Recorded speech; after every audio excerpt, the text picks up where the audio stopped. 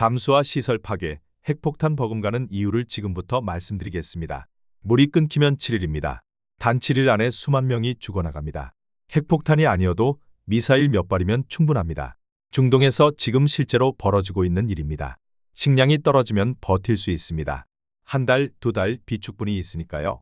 하지만 물은 다릅니다. 대형 탱크로 공수해봤자 수백만 명분을 감당하는 건 물리적으로 불가능합니다. 그런데 카타르는 마시는 물의 99%를 담수화 시설에서 얻고 있습니다. 바레인과 쿠웨이트도 90% 이상이죠. 그 시설이 단 한 방에 무너지면 국가 기능이 72시간 안에 정지됩니다. 이건 시나리오가 아닙니다. 전문가들이 지금 경고하는 현실입니다. 지난 3월 이란 남부 해안에서 폭발이 있었습니다. 하셈산 담수화 시설이 공습을 받았고 그 지역 주민들은 그날부터 마실 물이 없어졌습니다. 수도꼭지를 틀어도 아무것도 나오지 않는 겁니다. 이란 해안 도시에서 21세기에 현실로 벌어진 일입니다. 이란은 즉각 드론을 띄웠습니다. 목표는 바레인과 쿠웨이트의 담수화 시설이었죠. 군사 기지가 아닙니다. 물 공장입니다. 민간인들이 매일 마시는 물을 만드는 곳을 서로 겨냥하기 시작한 겁니다. 그런데 여기서 중요한 오해 하나를 짚고 가야 합니다. 지금 많은 분들이 중동에서 담수화 시설에 대한 전면적인 집중 공격이 이미 벌어지고 있다고 생각하십니다. 하지만 현실은 다릅니다. 지금은 아직 제한적인 수준의 타격에 그치고 있습니다. 그런데도 이 정도의 혼란이 벌어지고 있다는 사실이 더 무섭습니다. 제한적인 타격 몇 발만으로도 식수 공급망이 흔들리고 한 지역 전체가 패닉 상태에 빠집니다. 전문가들은 단호하게 말합니다.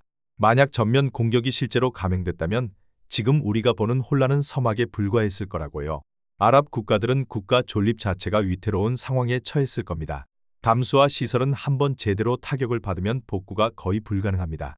일반 공장처럼 부품을 갈아 끼우고 다음날 재가동하는 개념이 아니거든요. 거대한 설비 전체가 연쇄적으로 멈춰버리고 그 순간부터 수백만 명이 당장 마실 물을 잃게 됩니다. 그게 바로 이 시설이 핵폭탄에 버금가는 타격력을 지닌 표적으로 불리는 이유이기도 하죠.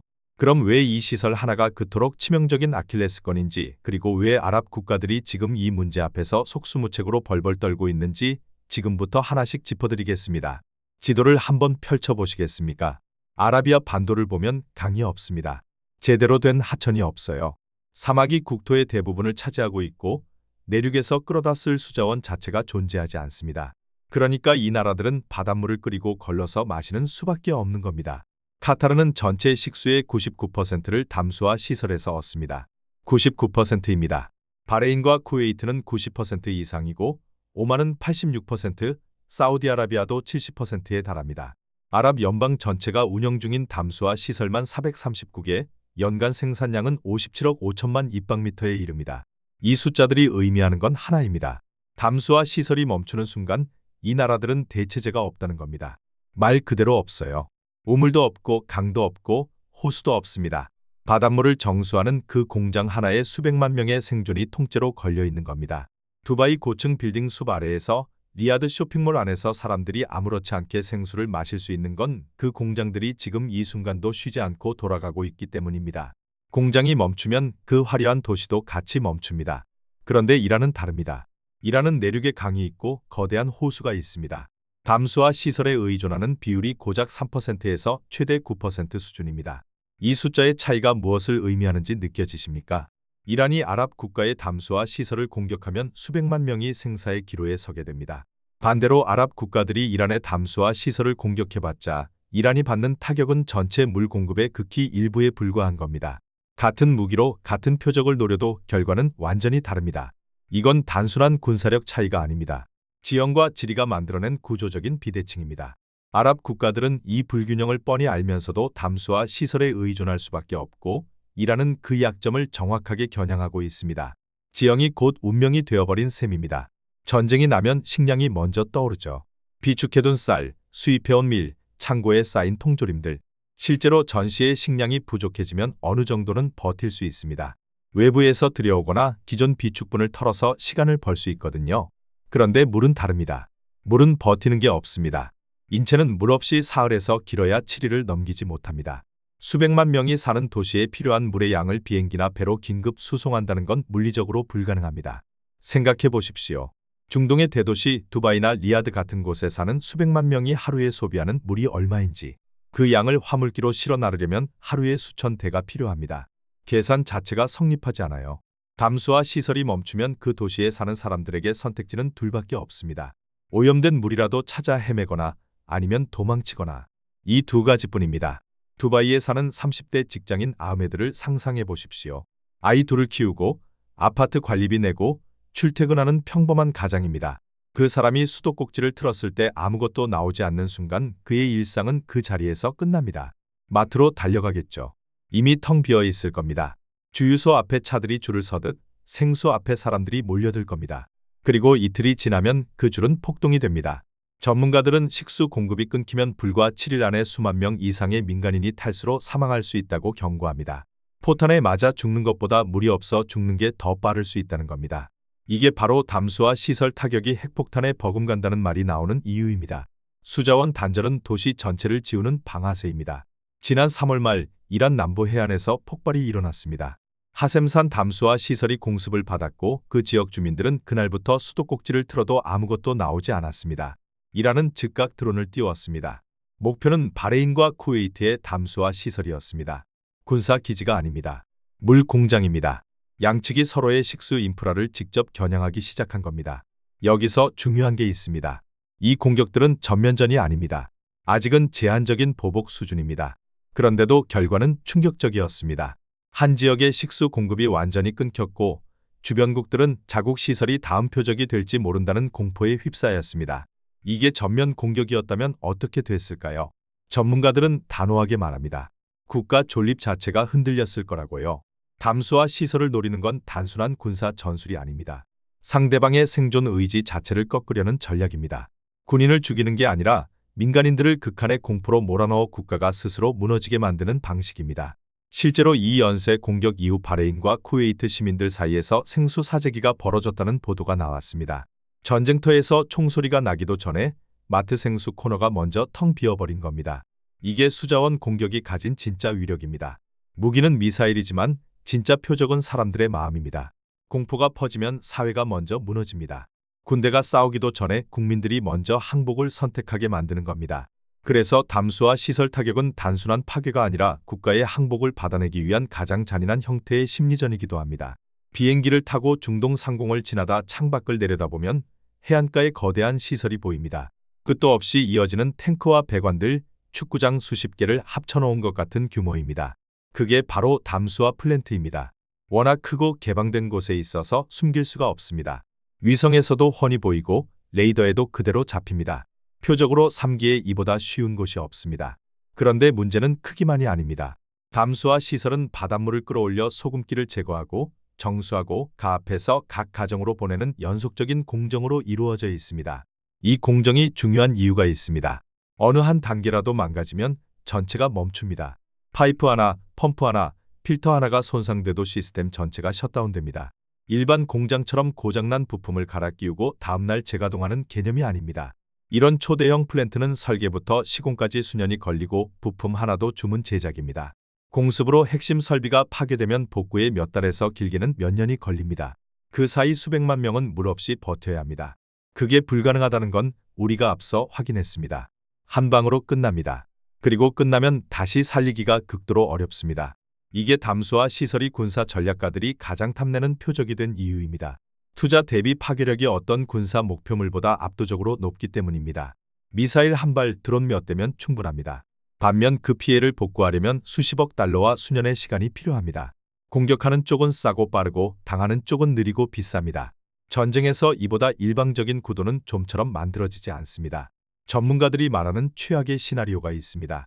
이란이 바레인, 사우디, 아랍에미리트의 담수화 시설을 동시에 전면 공습하는 겁니다. 이게 현실이 된다면 어떻게 될까요?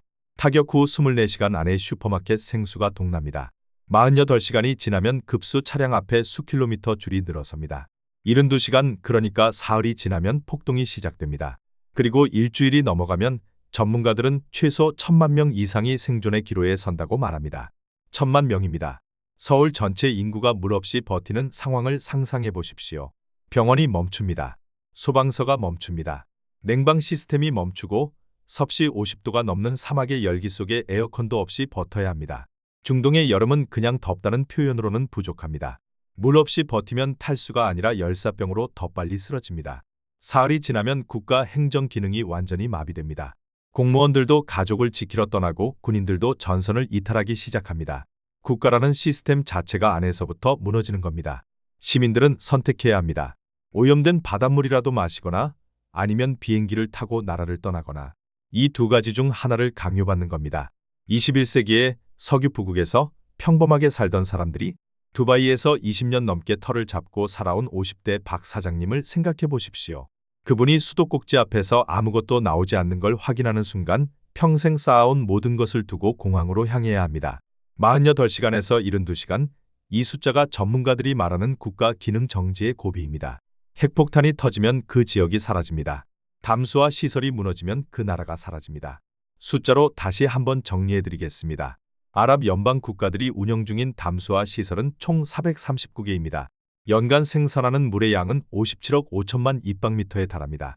카타르는 99%, 바레인과 쿠웨이트는 90% 이상, 오만은 86%, 사우디아라비아는 70%, 아랍에미리트도 42%를 담수화 시설에 의존합니다.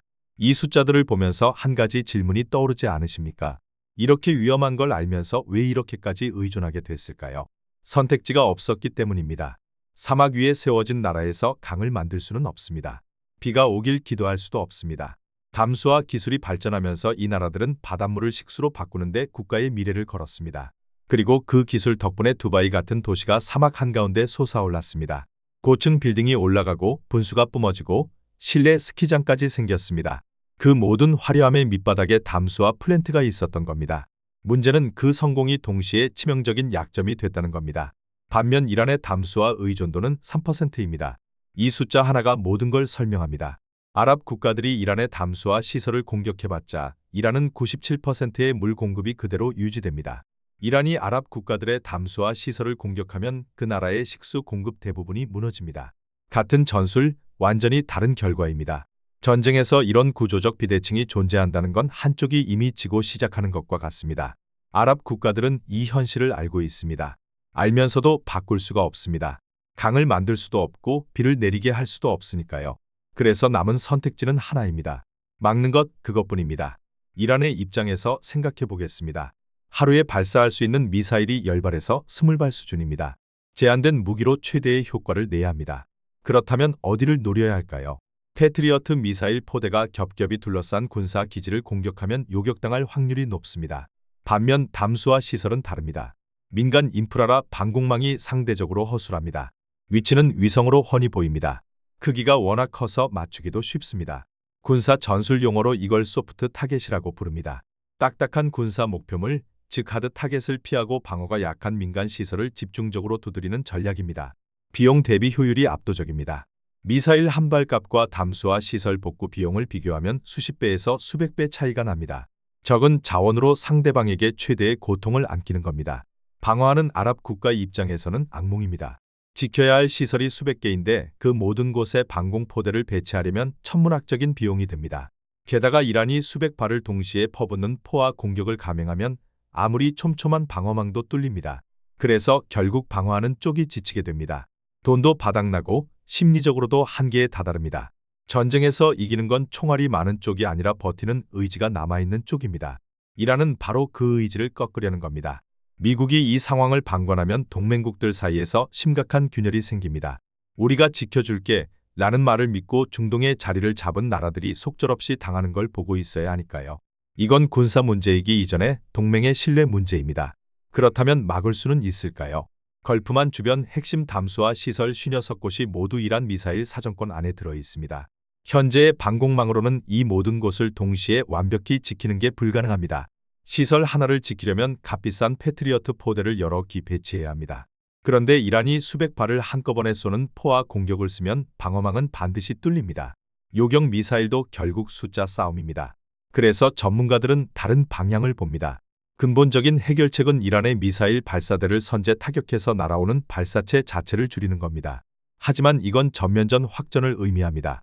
그래서 쉽게 결정할 수 없습니다. 현실적인 대안으로 떠오르는 게 가성비 높은 방어 기술입니다. 값비싼 패트리어트 대신 단가가 낮은 천국 미사일 체계, 1억 원 미만의 방어용 드론, 레이저 요격 시스템 같은 것들입니다. 레이저 요격은 발사 비용이 거의 없습니다. 전기만 있으면 됩니다.